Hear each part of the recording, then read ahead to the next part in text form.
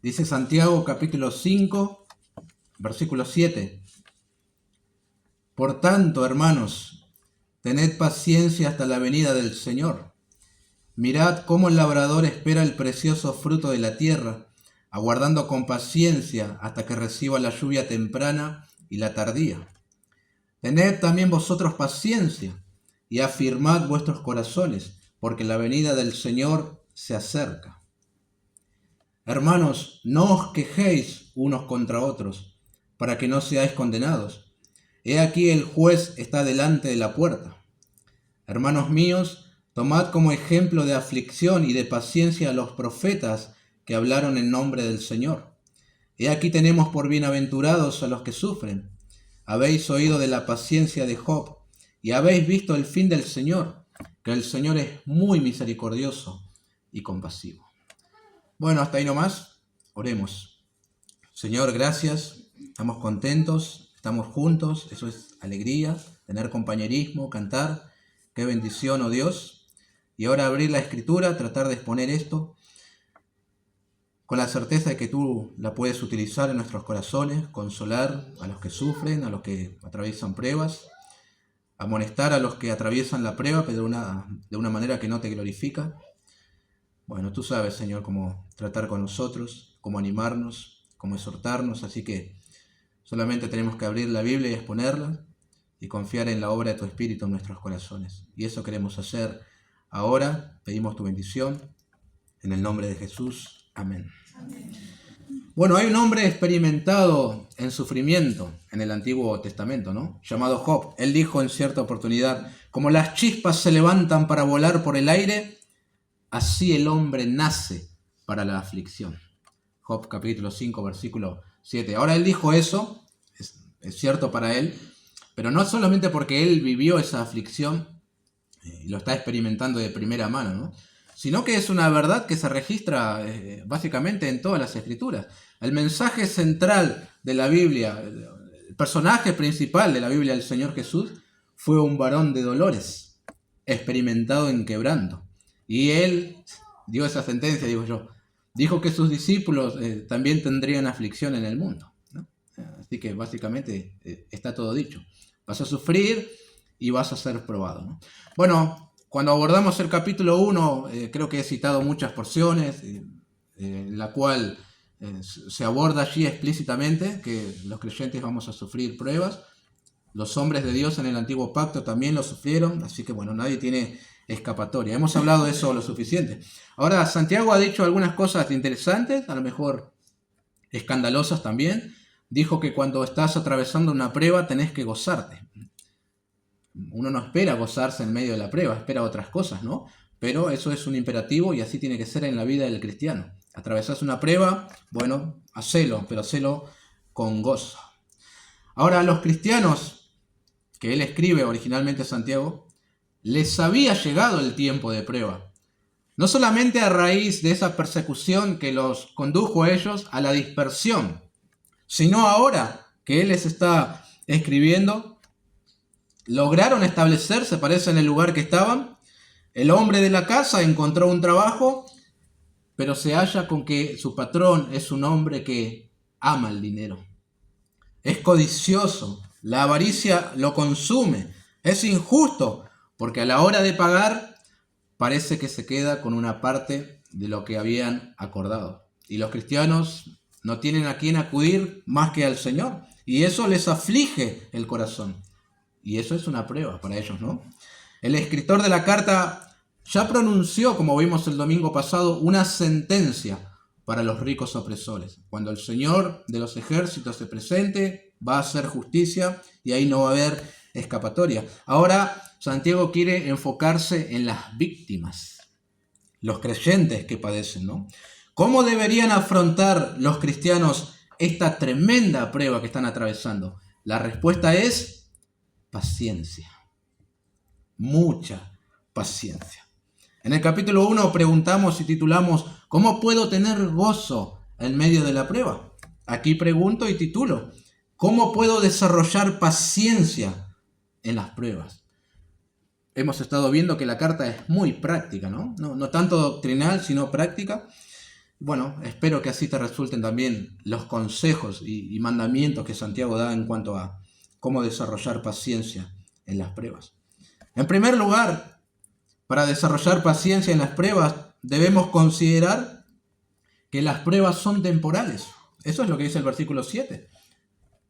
Por tanto, hermanos, tened paciencia hasta la venida del Señor. Mirad cómo el labrador espera el precioso fruto de la tierra, aguardando con paciencia hasta que reciba la lluvia temprana y la tardía. Noten cómo se repite en varias ocasiones paciencia, ¿no? Paciencia, eso es el énfasis y hay que prestarle atención. Digo que son pruebas temporales porque el fin absoluto de estas se dará cuando venga el Señor, ¿no? Cuando estemos en la gloria, no más pruebas, no más dificultades. Y esa esperanza bienaventurada de su venida contribuye a la paciencia en las pruebas. Esa es la perspectiva de un hombre y de una mujer espiritual que en las pruebas no se han inclinado a métodos superficiales ni a poner su mirada en las cosas del mundo, sino que ven lo por venir. Ahora, no que pensar en la venida del Señor resulte como un escape, ¿no? No es eso. No estás escapando de la realidad, sino que es una esperanza que consuela. Saber que lo que estás padeciendo es temporal. Ahora desarrollemos el versículo. Por tanto, dice Santiago, cuando encuentras por tanto en la Biblia, estás obligado a mirar hacia atrás, hacia el contexto, ¿no? Por tanto, a la luz de que el Señor de los ejércitos escucha el clamor de los oprimidos y tratará con sus opresores los ricos, debemos tener paciencia hasta su venida. Se dirige a creyentes, hermanos, dice, y el consejo se vuelve mandamiento. Tened paciencia. Hay muchos juegos de palabra aquí en esta porción. Muy interesante, en el capítulo 1, cuando dice que la prueba de vuestra fe produce paciencia, utiliza una palabra diferente a la que en esta porción está utilizando para hablarnos de paciencia. En el capítulo 1, cuando menciona paciencia, es la palabra griega hupomoné, significa básicamente resistencia, permanecer bajo, aguante, alegre, si se quiere. En esta porción es otra palabra griega y lleva la idea de mostrar control interno y externo, tardarse en, airarse, por ejemplo, tener espíritu largo. Es lo que traduciríamos como longanimidad, ¿no? Largura de ánimo. Eso quiere decir paciencia en esta porción. Es ese tipo que lo provocás y no explota y aguanta con paciencia. Bueno, ese es alguien que tiene un espíritu largo, ¿no? Ahora, por lo general, en el Nuevo Testamento, cuando se utiliza esta palabra paciencia, que ahora estaba utilizando Santiago, es en un contexto de relaciones personales, no tanto en pruebas generales como la del capítulo 1, sino en el trato con el prójimo. Déjenme darle 3 ejemplos del uso de esta palabra. Mateo 18, la parábola de los 2 deudores, conocida, dice el versículo 26. Entonces aquel siervo postrado le suplicaba diciendo: Señor, ten paciencia conmigo y yo te lo pagaré todo. Aguantá un poco más, extendé ese espíritu y yo lo voy a pagar. Primera Tesalonicenses 5:14. También os rogamos, hermanos, que amonestéis a los ociosos, que alentéis a los de poco ánimo, que sostengáis a los débiles, que seáis pacientes para con todos. Esa es la misma palabra. Una más, 2 de Pedro 3:9. El Señor no retarda su promesa, según algunos la tienen por tardanza, sino que es paciente. La misma palabra para con nosotros. No queriendo que ninguno perezca, sino que todos procedan al arrepentimiento, entre otros usos que se le da de esa palabra, ¿no? Entonces Santiago dice a los creyentes en prueba: tened paciencia, largura de ánimo, aguantá a esa persona que te oprime, que te ofende, porque esto es temporal. No siempre va a ser así. Pronto va a regresar el Señor Jesús y pasaremos a la vida eterna en todo su esplendor. Y allí se acaba toda opresión. Paciencia, hermanos, dice. A lo mejor diga: pero esto de poco sirve en la prueba si no la quita. No la quita y no necesitas que sea quitada. Necesitas afrontarla con paciencia y que Dios cumpla sus propósitos. Si la prueba no vino así porque sí, fue permitida por Dios para algo, ¿no? Si fuera al azar, bueno, te entiendo, pero no fue al azar. Y el tiempo de espera es hasta la venida del Señor.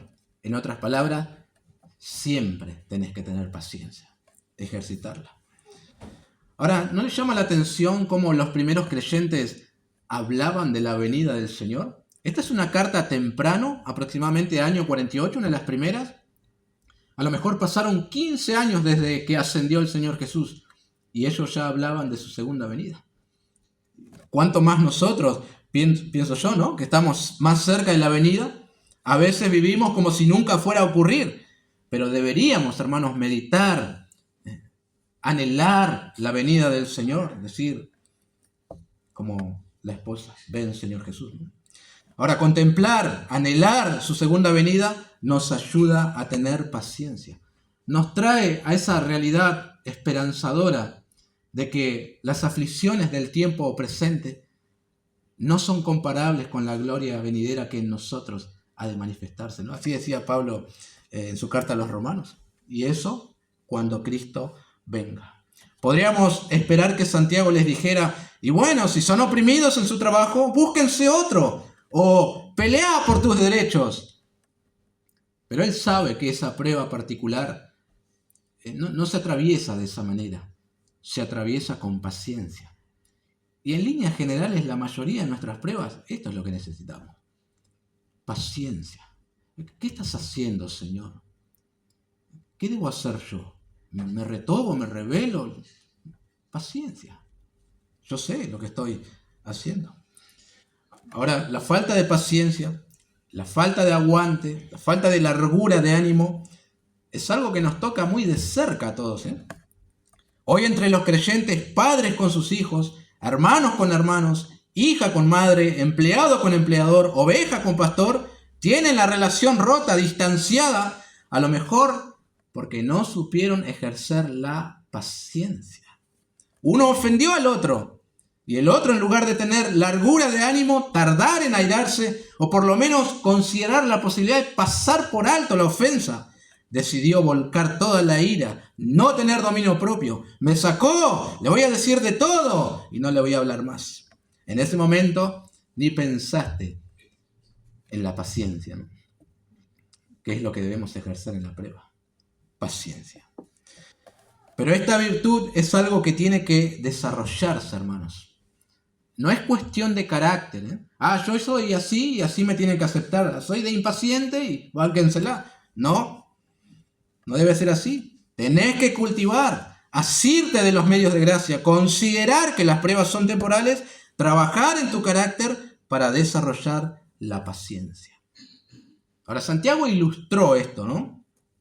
La segunda parte del versículo 7. Mirad cómo el labrador espera el precioso fruto de la tierra, aguardando con paciencia hasta que reciba la lluvia temprana y la tardía. Y concluye, tened también vosotros paciencia. Bueno, una ilustración muy adecuada para su audiencia, ¿no? Sabemos que el labrador es el que se dedica a la agricultura, siembra su semilla y espera con paciencia el precioso fruto. Es un fruto precioso porque él vive de eso. Es precioso también porque va a estar cosechando todo lo que él trabajó, bancarse el sol, bueno, el frío, y ahora va a tener su recompensa. Ahora, tiene que ejercer cierta o bastante paciencia, porque depende de algo que está fuera de sí. Depende del Señor que envíe la lluvia para que la semilla pueda germinar y dar su fruto, ¿verdad? No es algo que él podía resolver. ¿Y qué más podía hacer que tener paciencia? No mucho más. ¿Algún ritual para que llueva? No sirve. Si el Señor del clima envía la lluvia cuando Él quiere. Así que debería esperar la lluvia temprana, la de otoño, octubre y noviembre en Israel, o las tardías antes de la cosecha, marzo y abril. Bueno, hablando de Israel, ¿no? Y esperar, solamente esperar. Yo voy todos los días al fondo, a la higuera, a ver si hay una nueva, ¿sí? Y por lo general hay, porque todavía estamos casi en las últimas y maduran bastante rápido. Ahora me imagino si tengo que sembrar y ir a esperar, no voy a tener paciencia. Quiero todos los días un precioso fruto. Pero eso es lo que debemos hacer aquí en el tiempo de la prueba. saber ejercitar la paciencia. Y añade Santiago en el versículo 8, y afirmad vuestros corazones, porque la venida del Señor se acerca. Bueno, el peligro en esto de esperar con paciencia en la prueba es que el corazón comience a inquietarse y perder firmeza, ¿no? Algunos comienzan a titubear. Esto nunca se va a acabar. Este sufrimiento no tiene fin. Nunca se hará justicia. ¿Por qué el Señor, si tiene todo el poder, no actúa de una vez por todas? ¿O cuándo va a regresar? ¿Cuándo? Bueno, sin embargo, dice Santiago, debemos afirmar el corazón, ¿no? Ya ha advertido él que el que duda es semejante a la onda del mar que es arrastrada por el viento. Ya ha advertido que el hombre de doble ánimo es inconstante en todos sus caminos. Por lo tanto, en nuestra responsabilidad, tenemos que afirmar el corazón con la certeza de que el Señor viene pronto y hará justicia. Creer eso y vivir de tal manera. Para el cristiano no debería haber etapas, generaciones, momentos, como cuando hay una guerra, una catástrofe, en el que se cree más en la inminente venida del Señor por esas cosas que pasan en el mundo. Siempre deberíamos vivir pensando y dejar que ese pensamiento nos impacte nuestra forma de vivir, ¿no? La venida del Señor Jesús, que puede ser en este mismo momento, ¿no? Y eso te va a ayudar en la prueba. Te va a recordar que es pasajera, temporal. Tené paciencia. Este mundo no es todo lo que hay. Esperamos el porvenir. Esperamos al Señor Jesús, que viene pronto, ¿no? Bueno, en segundo lugar, ¿cómo puedo tener paciencia en la prueba? Reconociendo que el juez está delante de la puerta. Noten el versículo 9.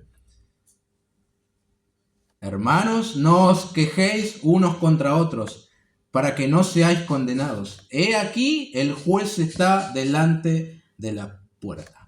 Bueno, una de las cosas que comienzan a sucedernos a nosotros los cristianos, cuando perdemos la paciencia o cuando no la tenemos directamente, es que comenzamos a quejarnos contra otros, en nuestros hogares o con nuestros hermanos en la congregación.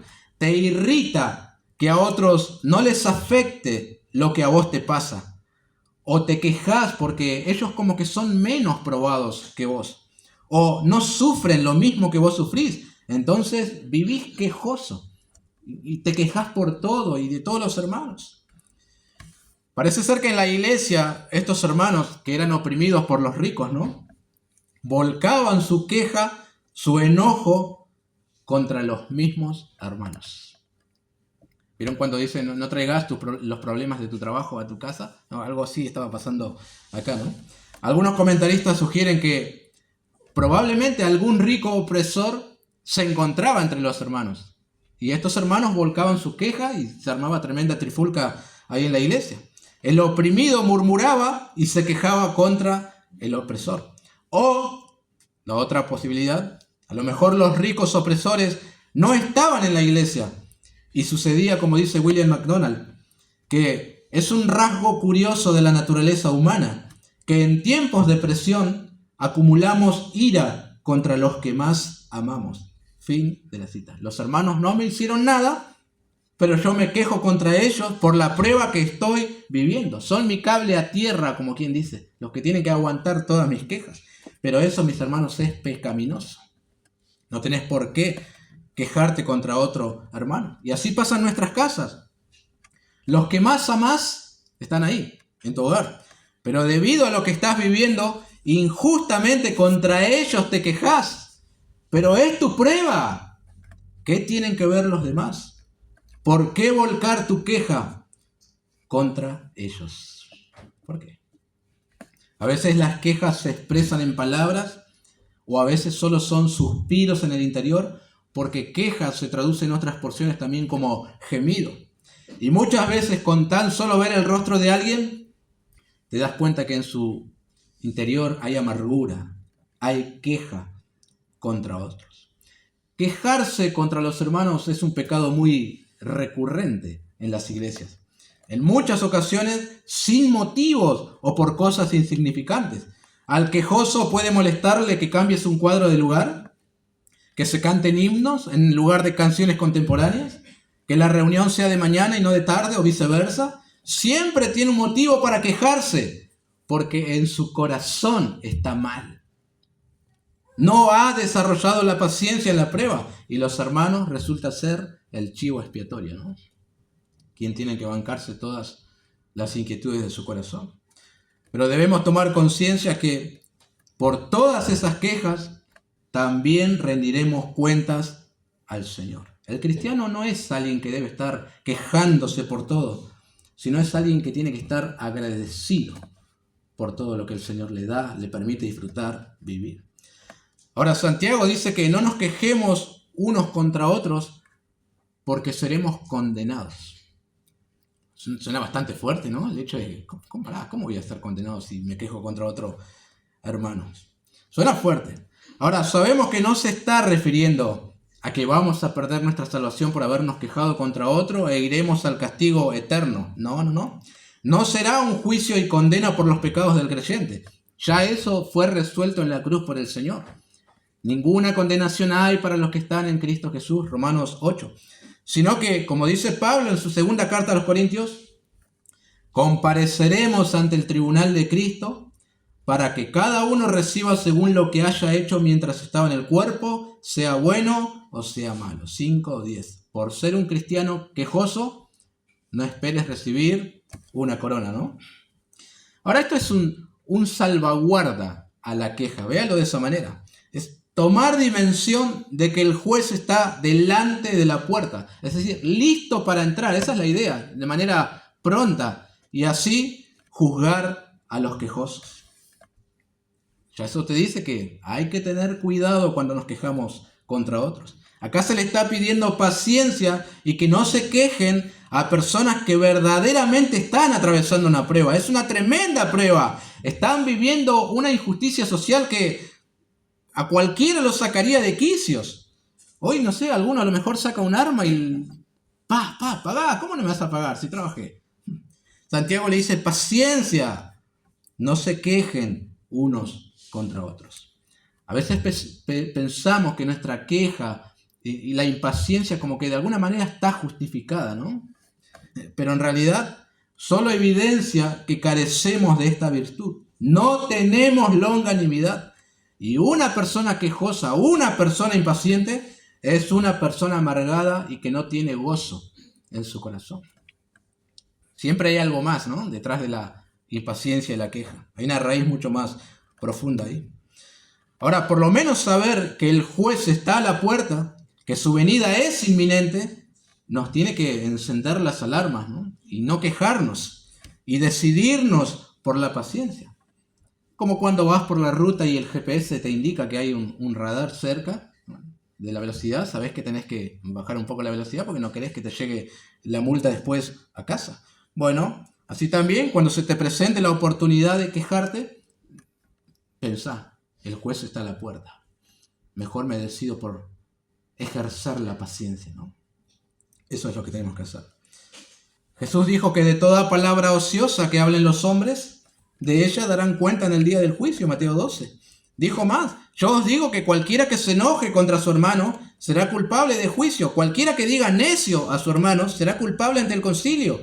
Cualquiera que le diga fatuo quedará expuesto al infierno de fuego. Bastante fuerte lo del Señor. Bueno, si nos falta paciencia, desarrollémosla. Pero la queja no es el camino adecuado. El ejercicio de la prueba, de la paciencia, también es una prueba de que posees una fe verdadera.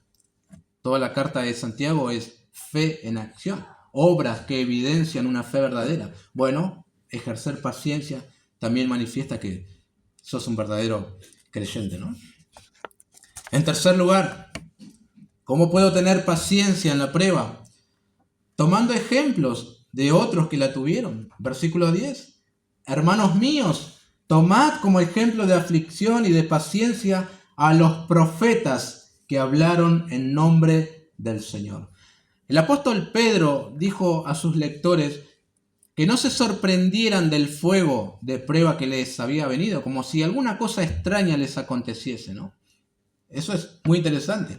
Más adelante le dice que tenemos que resistir en la fe al diablo sabiendo que los mismos padecimientos se van cumpliendo en vuestros hermanos en todo el mundo. 1 Pedro 4 y 5:9 también. Ahora, por lo general, cuando uno está atravesando una prueba, ¿no es cierto que decimos, nunca vas a entender lo que me pasa porque a vos no te pasa?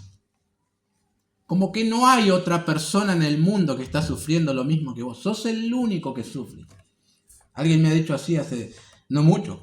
Mis hermanos, tus pruebas la padecen millones de cristianos en todo el mundo. Es más, tu prueba puede que ni siquiera se compare a la que otros atraviesan. Hay un pastor y escritor a quien me gusta leer sus pensamientos llamado Tim Challies.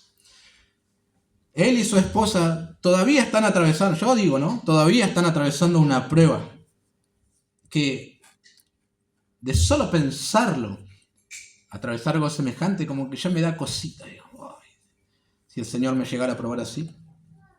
Su hijo llamado Nick tenía 20 años, estaba comprometido y haciendo los preparativos ya para su boda. De hecho, hasta escribía en su diario. Un día estaba jugando al aire libre con su prometida, su hermana y otros estudiantes cuando colapsó inesperadamente y perdió el conocimiento. A pesar de los esfuerzos de los paramédicos y médicos, no pudieron salvarlo. Muerte súbita. 20 años. Pasaron 5 años, hace poco fue el aniversario. Hace poco cumpliría años, perdón. Y su padre Tim todavía va compartiendo pensamientos acerca de su hijo, recordando eso. Él mismo dice, tengo gozo, pero también tengo aflicción. Las dos cosas están ahí. Y yo digo, qué prueba tan enorme esa, ¿no? Qué prueba tan enorme. Santiago anima a los creyentes en prueba que tomen el ejemplo de aflicción. No solo de aflicción, sino también de paciencia a los profetas que hablaron en nombre del Señor. Ustedes saben, la audiencia original de Santiago en su mayoría son judíos. ¿Cómo no van a conocer a los profetas? ¿No? Si eran de los más leídos. Es decir, hay otros, aparte de ustedes, que también la tuvieron difícil, pero tuvieron paciencia.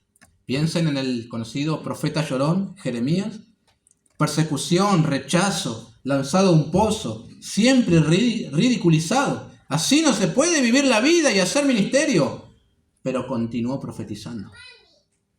Elías enfrentó la amenaza de muerte de la reina Jezabel y huyó al desierto, profundamente desanimado. ¿Recuerdan que se quería morir? Sin embargo, esperó pacientemente la dirección y el consuelo de Dios, lo fortaleció para seguir adelante. Otros profetas vieron cómo su ciudad fue completamente destruida, el templo, sus hermanos llevados cautivos, los reyes, algunos les sacaron los ojos, otros muertos, etc. Algunos fueron abofeteados. Bueno, pueden leer en Hebreos capítulos 11, ¿no? El mostrador de los héroes de la fe y ver las cosas resumidas de todo lo que padecieron. Y había que aguantar con paciencia y seguir hablando en nombre del Señor. ¿Verdad que es fácil predicar cuando todo te va bien? Pero cuando te va, como le fue a estos hombres de Dios, ahí debe ser difícil seguir hablando en nombre del Señor. Daniel también es un claro ejemplo de paciencia. Por lo menos en el foso de los leones no lo vemos alterado, sino está tranquilo. Y así muchos otros. Esteban, antes de morir, dijo a sus verdugos, ¿a cuál de los profetas no persiguieron vuestros padres y mataron a los que anunciaron de antemano la venida del justo? Y Jesús se lamentó por Israel. Jerusalén, Jerusalén, que matas a los profetas y apedreas a los que te son enviados. Todos estos son ejemplos de aflicción, pero también de paciencia. Parece ya como un sinónimo, profeta, aflicción. La aplicación para nosotros es fácil de extraer, ¿no? Hay otros que también sufrieron pánico, ¿no? No sos el único. Hay otros que también sufrieron depresión, los salmistas, por ejemplo. Hay otros que también la tuvieron difícil con sus hijos, David, por ejemplo. Hubieron otras mujeres que tuvieron esposos inconversos, 1 Pedro 3:1. No sos la única persona. Hubieron otros que se enfermaron, hubieron otros que fueron defraudados, hubieron otros que la pasaron muy mal. Entonces no justifica una vida de quejas y frustración. Tenés que tener paciencia en la prueba. Mira a otros en la Biblia y en tu alrededor y adquirí paciencia. Si ellos fueron pacientes, vos también tenés que serlo. Y podés serlo, ¿no? Si no, no se mandaría esto. Si otros encomendaron su causa al Señor, vos también tenés que hacerlo. Paciencia en la prueba. Ellos hablaron en nombre del Señor. Esto es interesante, ¿no? Es decir, estaban haciendo la obra del Señor mientras sufrían. Y Dios estaba al tanto de lo que les pasaba. Pero había que seguir. Había que seguir. Paciencia. En cuarto lugar, ¿cómo puedo tener paciencia en la prueba? Bueno, sintiéndote un bienaventurado. La primera parte del versículo 11, he aquí tenemos por bienaventurados a los que sufren. Bueno, se suele pensar, ¿no? Que esas personas que están sufriendo, atravesando una prueba de manera desmedida, como que algunas se mandaron. Y está bien que le pase eso, ¿no? Se lo merece, porque si yo sé algo de esa persona, así pensamos. Y tratamos al hermano que sufre como alguien especial, ¿no? Pero especial de manera negativa. Es un creyente que no está disfrutando de la vida plena que da el Señor Jesús. A lo mejor tiene un pecadito oculto ahí, por eso le está viniendo lo que le viene. No.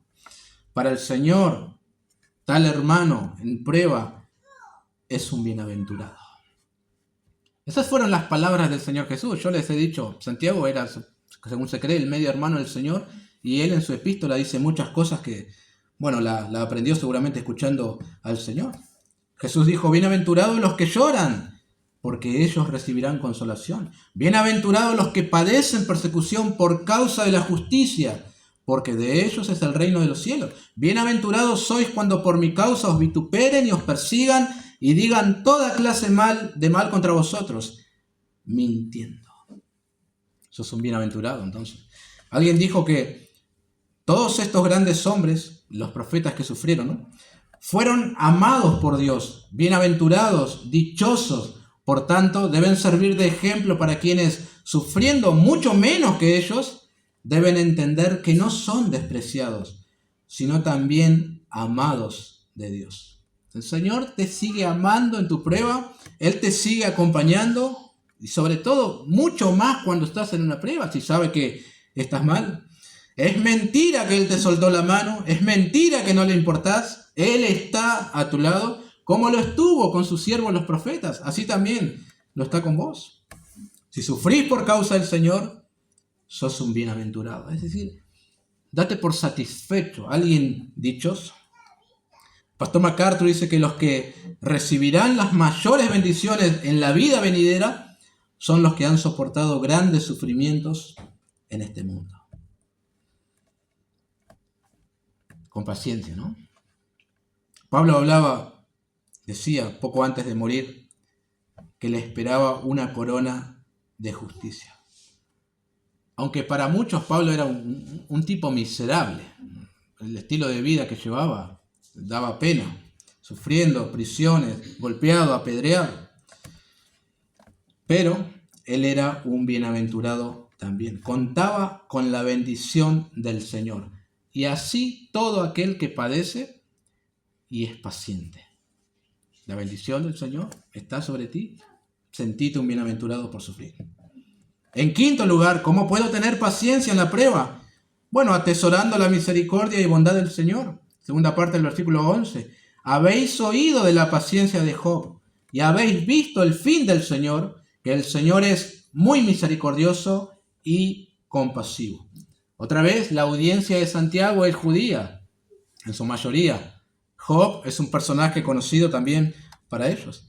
Y él busca que estos hermanos tengan paciencia en sus pruebas. Entonces cita a un ejemplo valioso de alguien que experimentó terrible sufrimiento, pero tuvo también paciencia en la prueba. Y sí que lo es, ¿no? Job, después de todo lo que le pasó, los conocedores de la Escritura saben, perdió todo lo que tenía económicamente de la noche a la mañana. También perdió a todos sus hijos. Ya eso es el fin de cualquier mundo, ¿no? ¿Que se te mueran 10 hijos de un día? No. ¿Cómo haces para seguir? No podés seguir. Perdió su salud también. Y hasta casi pierde a su esposa también. Casi como que se quería ir la cosa. Sus amigos decían que tenía pecado oculto. Una verdadera tragedia lo de este hombre. Sin embargo, la Escritura dice de Job, en todo esto no pecó Job, ni atribuyó a Dios despropósito alguno. 22, perdón. También hizo declaraciones asombrosas. ¿Recibiremos de Dios el bien y el mal no lo recibiremos? En todo esto no pecó Job con sus labios. 2:10. ¿O qué tal está? Aunque él me matare, en él esperaré. Wow. 13:15. Paciencia. Dios sabe lo que está haciendo. Ahora, es cierto también que Job maldijo el día que nació. Es cierto que también se puso a discutir, se quejó porque no entendía la situación. No fueron todas buenas de este hombre, pero el buen hombre nunca dejó de confiar en Dios y le esperó hasta el fin, hasta que le diera una respuesta. Por eso es un ejemplo de paciencia. Como nota, ¿saben que la palabra paciencia del versículo 11? ¿Habéis oído de la paciencia de Job? No es la paciencia que estuvimos recién viendo en los versículos atrás. No es largura de ánimo, longanimidad, sino que es la que utilizó en el capítulo 1, que se podría traducir como resistencia y perseverancia. Así traduce la NBI este versículo. Ustedes han oído hablar de la perseverancia de Job. Por eso Job es un ejemplo de paciencia, porque perseveró a pesar de cómo le estaba yendo en la vida. Tuvo sus tropiezos, sí, pero perseveró. Santiago toma su vida y la trae aquí. Dice, es un ejemplo de paciencia también, ¿no? Ahora pregunto, ¿vos viviste lo que vivió este hombre? No, no viviste. Yo tampoco. Entonces, paciencia en la prueba. Si él vivió cosas peores. Paciencia, porque a los que aman a Dios todas las cosas le ayudan a bien. Esto es, a los que conforme a su propósito son llamados. Romanos 8. Paciencia, porque el Señor es muy misericordioso y bondadoso.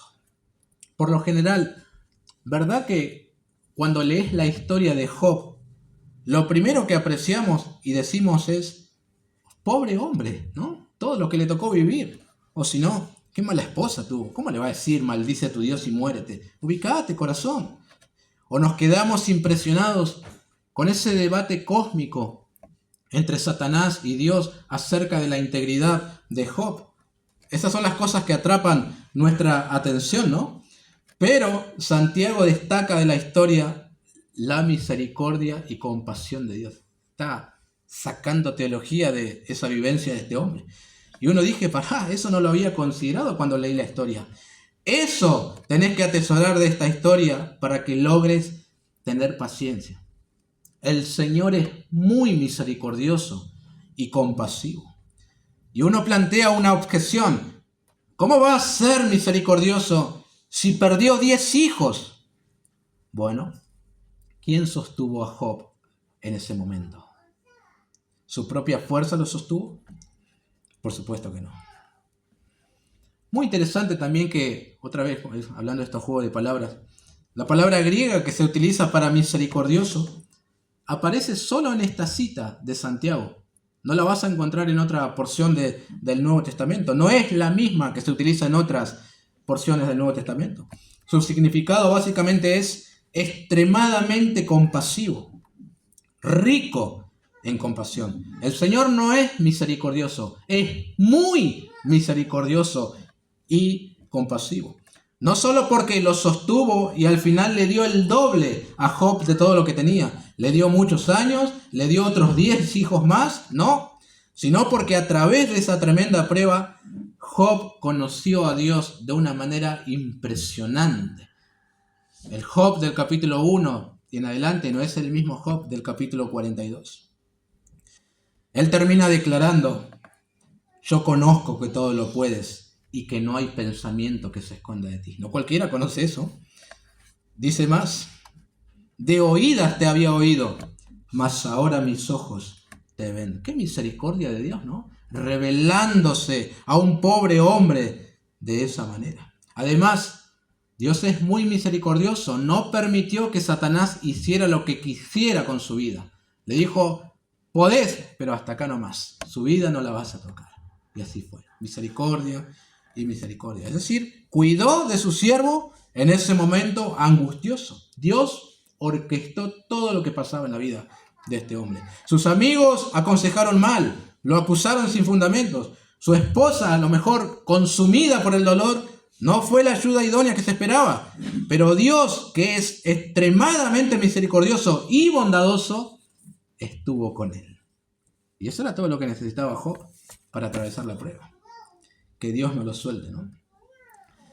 Entonces la enseñanza, hermanos, que extraemos es clara, ¿no?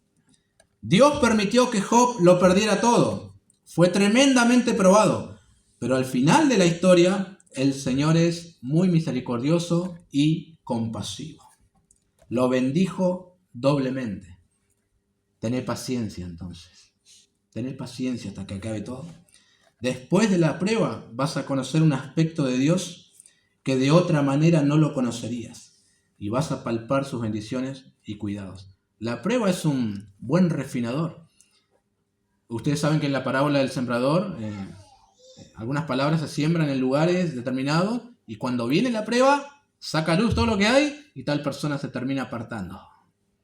Pero en estos casos las pruebas ayudan para ver que el Señor es muy misericordioso y compasivo. Es la escuela de Dios, como quien dice, ¿no? Así que tened por cierto que como el Padre se compadece de los hijos, se compadece Jehová de los que le temen. Salmo 103:13, ¿no? El Señor es bondadoso, su corazón siente compasión por sus hijos atribulados. Por lo general en la prueba uno tiende a pensar que Dios se alejó, pero es todo lo contrario. Él se acerca más todavía. Después lo vas a ver, ¿no? Así que, ¿cómo desarrollar la paciencia en la prueba? Primero, considerar las pruebas como temporales. El Señor viene. Segundo, reconociendo que el juez está delante de la puerta. Eso debería frenar la queja. Tercero, tomando ejemplo de otros que sufrieron y fueron pacientes, como los profetas.